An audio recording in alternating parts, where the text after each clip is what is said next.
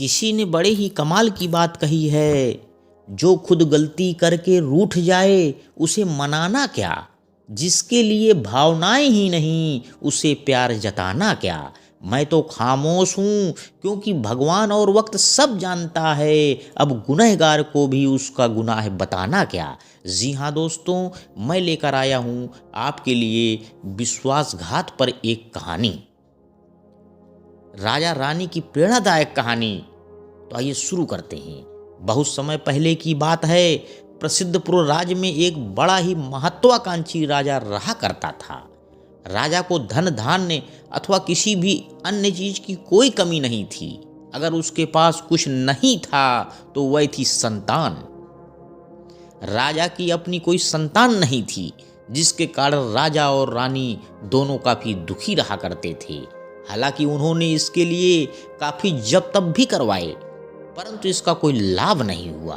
तभी एक महर्षि के कहने पर राजा ने एक बहुत बड़े यज्ञ का आयोजन किया, जिसके परिणाम स्वरूप उन्हें एक सुंदर कन्या प्राप्त हुई। पिता बनने की खुशी में राजा ने पूरे नगरवासियों को भोज पर आमंत्रित किया। चारों तरफ जश्न का माहौल था। धीरे धीरे समय के साथ राजकुमारी बड़ी होने लगी। जब वह तकरीबन 18 वर्ष की थी, तब न जाने किस कारण उसकी सेहत बिल्कुल बिगड़ती चली गई। देखते ही देखते वह अधमरी सी हो गई। वैसे तो राजा ने उसके इलाज में किसी प्रकार की कोई कमी नहीं छोड़ी।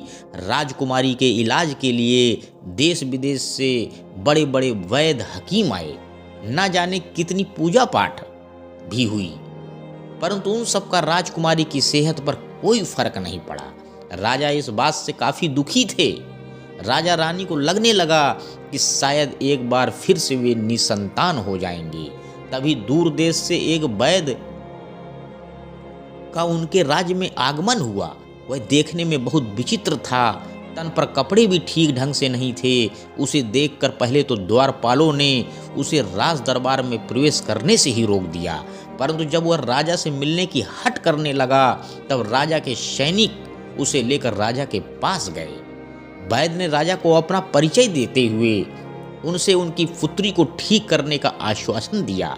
राजा उसकी बात को सुनकर काफी प्रसन्न थे, परंतु उसकी वेशभूषा को देखकर उन्हें उसकी बातों पर तनिक भी विश्वास नहीं हुआ। क्योंकि राजकुमारी की तबीयत दिन प्रतिदिन काफी खराब होती जा रही थी, ऐसे में वे किसी ऐसे वैद्य के ऊपर बेकार में वक्त जाया नहीं करना चाहते थे। इसलिए राजा ने उससे काफी कठोर शब्दों में कहा, यदि तुम मेरी पुत्री का इलाज करने में सफल रहे तो मैं तुम्हें मुंह मांगा इनाम दूंगा, परंतु यदि तुम ऐसा करने में असफल रहे तो मैं तुम्हें जीवन भर के लिए कारागार में डाल दूंगा।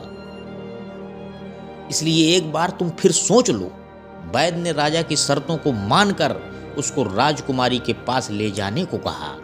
वैद्य के इस आत्मविश्वास को देखते हुए राजा स्वयं उसे लेकर राजकुमारी के पास पहुंचे।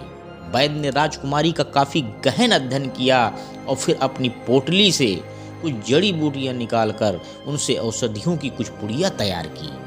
राजकुमारी इन औषधियों के इस्तेमाल से बहुत जल्द ठीक हो जाएगी। वैद्य ने दवा की पुड़िया रानी को देते हुए कहा। निराश हो चुके राजा रानी के मन में एक बार फिर उम्मीद की किरण जाग उठी। दोनों बहुत खुश थे। तकरीबन 2 महीने बाद राजकुमारी पूरी तरह स्वस्थ हो गई। अब वह पहले की बात ही काफी सुंदर युवती बन चुकी थी। जाने से पहले वैद्य ने राजकुमारी को 1 महीने की और दवाइयां देते हुए उससे कहा कि अब तुम पूरी तरह ठीक हो चुकी हो, परंतु अच्छा होगा कि इन कड़वी दवाइयों का सेवन अगले 1 महीने तक और करो, जिससे ये बीमारी जड़ से खत्म हो जाए और फिर यह रोग कभी तुम्हें छू भी न सकेगा। राजा वैद्य से बहुत खुश थे। उन्होंने वैद्य को दरबार में बुलाया और कहा, मेरी शर्तों को मानकर तुमने मेरी पुत्री का इलाज किया, अब वह बिल्कुल ठीक है। यहाँ मेरी पुत्री का इलाज करने के लिए बड़े बड़े तांत्रिक वैद्य और महात्मा आए, परंतु कोई भी राजकुमारी को ठीक नहीं कर सका, परंतु तुमने सिर्फ 2 महीने में उसे पहले जैसा कर दिया। मैं तुमसे बहुत खुश हूँ और अपने द्वारा दिए गए वचन के मुताबिक मैं तुम्हें तुम्हारा मुंह मांगा इनाम देना चाहता हूँ। तो बताओ तुम मुझसे क्या चाहते हो। राजा से यह बातें सुनकर वह अति प्रसन्न हुआ और उसने राजा से पूछा, तो क्या आपको अपना वचन याद है? राजा ने सर हिलाते हुए कहा, हाँ बिल्कुल याद है। तुम बोलो, तुम्हें क्या चाहिए? तुम जो मांगना चाहते हो मैं उसे जरूर पूरा करूंगा। वैद्य ने कहा, एक बार फिर सोच लीजिए, कहीं आप अपने वचन से मुकर तो नहीं जाएंगे। राजा को अब थोड़ा गुस्सा आया। उसने कठोर स्वरों में वैद्य को अपनी मांग रखने को कहा। तब वैद्य ने राजा से उसकी आधी सल्तनत उसे देने और राजकुमारी से उसका विवाह कराने की मांग रखी। यह सुनते ही राजा और रानी दोनों आवेश में भर गए। राजा के क्रोध को समझते हुए दरबार में खड़े सिपाहियों ने वैद्य को घेर लिया। आवेश में आ चुके राजा ने वैद्य से कहा, तुमने अगर मेरी बेटी की जान न बचाई होती तो अब तक तुम्हारा सर धड़ से अलग कर दिया गया होता। तुम्हारे एहसानों को याद रखकर मैं तुम्हारी जान बख्श रहा हूँ। तुम चाहो तो कुछ और मांग सकते हो, परंतु अगर तुमने दोबारा वही बात दोहराई तो अगले ही पल तुम्हारा सर कलम कर दिया जाएगा। वैद्य जान चुका था कि अब यहाँ ठहरना उसके लिए खतरे से खाली नहीं है, अतः बड़ी ही कातिलाना मुस्कान आंखों में लिए उसने दोनों हाथ जोड़कर राजा और रानी को प्रणाम किया और वहां से उल्टे पांव लौट गया। उसके जाने के कुछ दिनों बाद एक दिन अचानक राजकुमारी की तबीयत काफी बिगड़ गई। वह नीली पड़ने लगी। उसकी ऐसी हालत देखकर राजा रानी चकरा गए और उन्होंने फटाफट राजवैद्य को राजकुमारी के पास बुलाया। राजकुमारी की स्थिति को देखकर राजवैद्य की जुबान पर खामोशी छा गई, मानो उन्हें किसी बिच्छू ने डंक मार दिया हो। राजवैद्य काफी देर तक वहीं खामोश खड़ा रहा। राजा द्वारा बार बार पूछे जाने पर राजवैद्य ने बताया कि राजकुमारी के पूरे शरीर में विष फैल चुका है। चूंकि विष काफी प्रभावशाली है, इसलिए अब राजकुमारी नहीं बचाया जा सकता। राजवैद्य की बातें सुनकर राजा मूर्छित हो गए और वहां मौजूद लोग यह समझ नहीं पा रहे थे कि आखिर राजकुमारी को विष किसने दिया।